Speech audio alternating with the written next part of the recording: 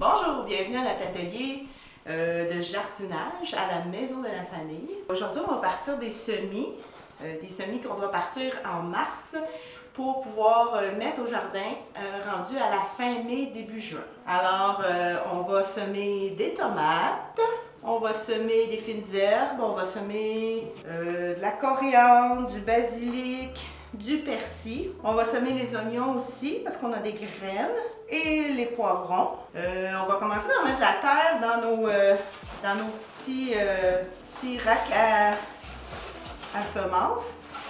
Comme vous voyez ici, j'ai ce contenant-là qui a des trous. Puis en dessous, j'ai un autre contenant qui va permettre d'accumuler de l'eau. Puis j'ai aussi un dôme qui sert comme un peu comme une serre. Parce que quand les plants ils commencent à pousser, ils ont besoin de beaucoup de chaleur, beaucoup de soleil, beaucoup de lumière. Alors ça va les aider. Alors on commence par mettre de la terre dans tous les trous. Il ne faut pas peser trop fort, sinon on n'aura plus de place pour mettre la graine. C'est vraiment des tout petits trous. Puis peut-être même qu'il va falloir les changer de pot avant de les mettre en terre dehors parce que c'est vraiment tout petit. Vous allez voir quand ça va pousser les plants, vous allez voir si vous avez besoin de les mettre dans des plus gros pots. Un petit peu partout. J'ai pris de la terre en empotage. C'est vraiment la meilleure terre là, pour pouvoir partir. Regardez, il y a de styromousse dedans. C'est vraiment pour alléger la terre. Alors, on ouvre nos petites graines. Moi, mes sachets sont déjà ouverts. Je les mets dans ma main, c'est plus facile. Je vais faire un petit trou d'à peu près juste le bout de mon doigt. Là. Je vais insérer la semence dedans. Ici, j'ai mis les tomates rouges dans la première rangée. Je n'aurai pas le choix de bien indiquer parce que quand les plants vont pousser, ils vont avoir toute l'air de la même chose à peu près au début. Alors, je vais tout de suite écrire qu'à cet endroit-là, il y a des tomates. Une fois que vous avez mis toutes vos graines, vous pouvez recouvrir avec la terre que sur le côté. Prendre une bouteille de spray qui sort vraiment en grand jet pour bien arroser chacun des petits plants.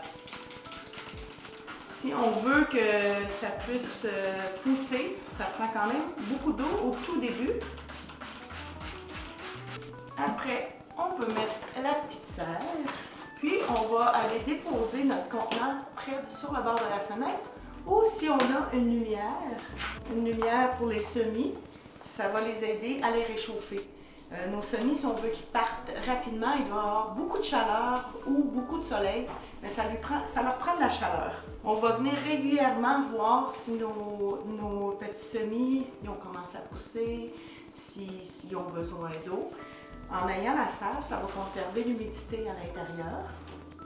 Puis, comme on a vu tantôt, il peut y avoir de l'eau qui s'accumule en dessous aussi. Rendu à la fin mai, après la deuxième lune de mai ou au début juin, on va pouvoir les mettre à l'extérieur de notre jardin. Par contre, on doit les acclimater avant, avec le soleil de l'extérieur.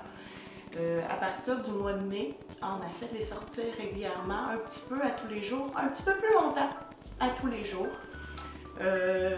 C'est sûr qu'on ne les met pas directement au gros soleil la première fois parce qu'on risque de perdre nos petits plants, ils vont peut-être sécher au soleil. Alors, il faut en prendre soin. Puis on les met un petit peu dehors, on les rentre à l'intérieur. Ils ne doivent pas avoir de gelée non plus, ils ne doivent pas geler ces petits plants-là. Puis rendu à la fin mai ou début juin, on va les semer dans le jardin. Peut-être que nos plants, il y en a qui vont devenir trop gros, puis on ne pourra pas les laisser dans ces petits trous-là. Et même la serre, on va devoir l'enlever à un moment donné parce que les plants vont être rendus plus grands que le couvercle.